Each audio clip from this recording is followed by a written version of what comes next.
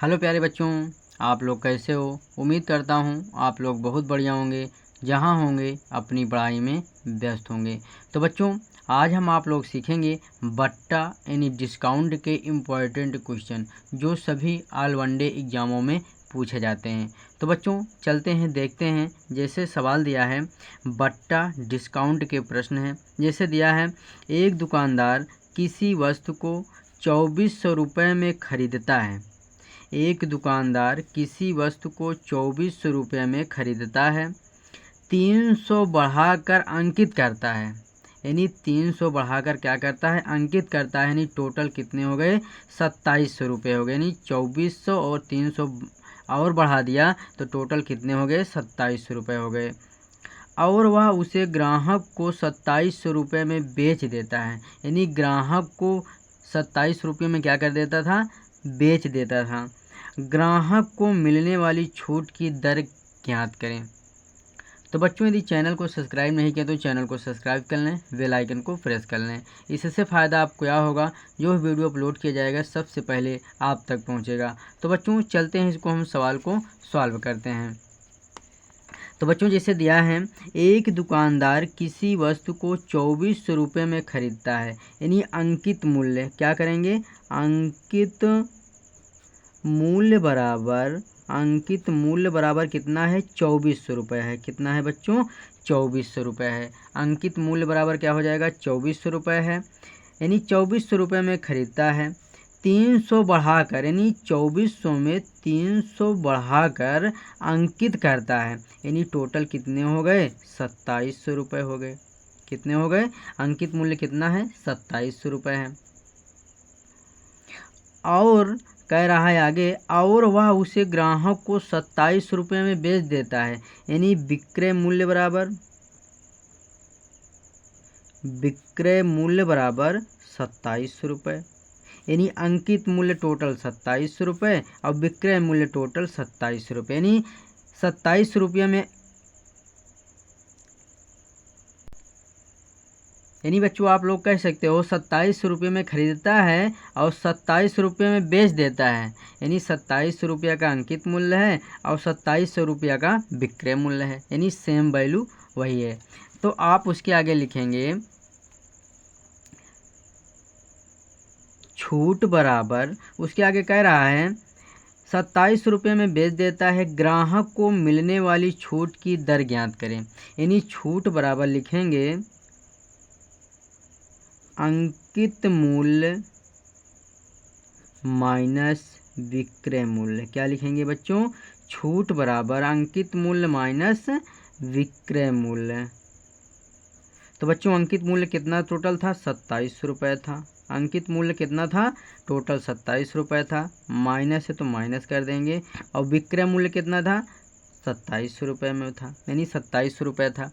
यानी अंकित मूल्य 27 रुपये था और विक्रय मूल्य 27 रुपये था। यानी अब लिखेंगे छूट बराबर, अब बच्चों 2700 में माइनस 2700 घटाएंगे तो कितना हो जाएगा, 0 हो जाएगा। यानी आप लिख सकते हैं, आप इस तरीके से लिख सकते हैं, अतः ग्राहक को कोई छूट नहीं मिलेगी। ग्राहक को कोई छूट नहीं मिलेगी। यानी आपका यही 0 क्या हो जाएगा, यही आंसर हो जाएगा। यानी ग्राहक को कोई छूट नहीं मिलेगी। तो बच्चों इसी प्रकार से एक प्रश्न को और देखते हैं ताकि आप लोगों को बढ़िया से समझ में आ जाए। दूसरा सवाल है बच्चों, जैसे दिया है एक दुकानदार किसी वस्तु को 4000 रुपये में खरीदता है। कितने में खरीदता है, 4000 रुपये में खरीदता है। 2000 रुपये बढ़ाकर अंकित करता है। यानी 2000 रुपये बढ़ाकर क्या करता है, अंकित करता है। और वह उसे ग्राहक को 4800 में बेच देता है। ग्राहक को मिलने वाली छूट की दर ज्ञात करें। तो बच्चों सबसे पहले लिखेंगे हल। क्या लिखेंगे, हल लिखेंगे। तो उसके आगे लिखेंगे अंकित मूल्य। क्या लिखेंगे बच्चों, अंकित मूल्य बराबर। अब सवाल पढ़ेंगे। एक दुकानदार किसी वस्तु को 4000 रुपये में खरीदता है। कितने में खरीदता है? 4000 रुपये में खरीदता है। 2000 बढ़ाकर, यानी 2000 क्या कर देगा? बढ़ाकर अंकित करता है। यानी टोटल कितने हो जाएंगे? 4000 और 2000 यानी 6000 रुपये हो जाएंगे। यानी अंकित मूल्य कितना हो जाएगा? 6000 रुपये हो जाएगा।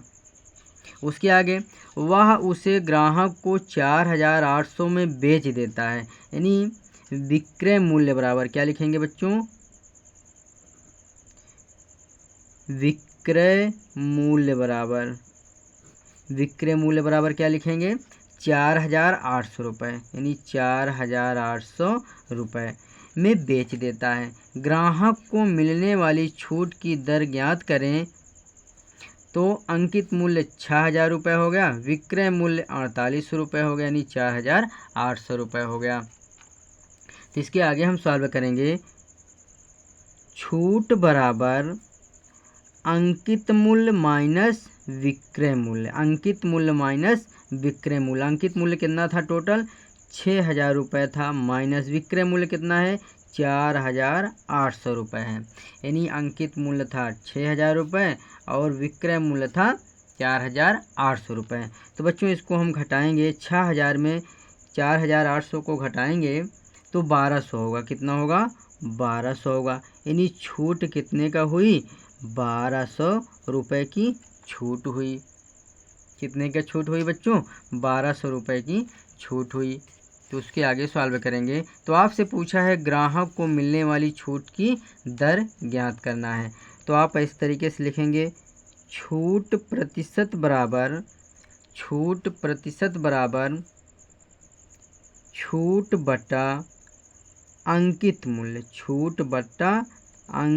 मूल्य और गुणे क्या हो जाएगा? 100 हो जाएगा। गुणे क्या हो जाएगा बच्चों? 100 हो जाएगा।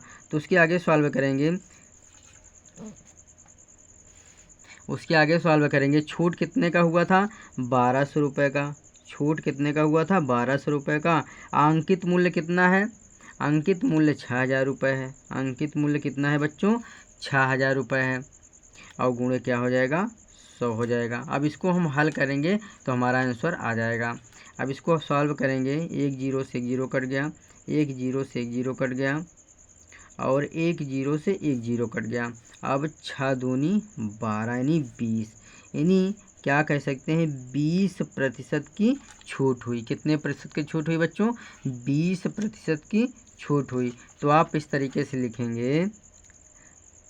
ग्राहक अतः, ऐसे लिखेंगे, अतः ग्राहक को मिलने वाली छूट की दर 20% होगी। कितने होगी? 20% होगी। तो बच्चों इस तरीके से लिखेंगे। ग्राहक को मिलने वाली जो छूट है 20% होगी। तो बच्चों उम्मीद करता हूँ आप लोगों को वीडियो ज़रूर अच्छा लगा होगा। शेयर, लाइक, कमेंट, सब्सक्राइब करना मत भूलिएगा। Thank you very much.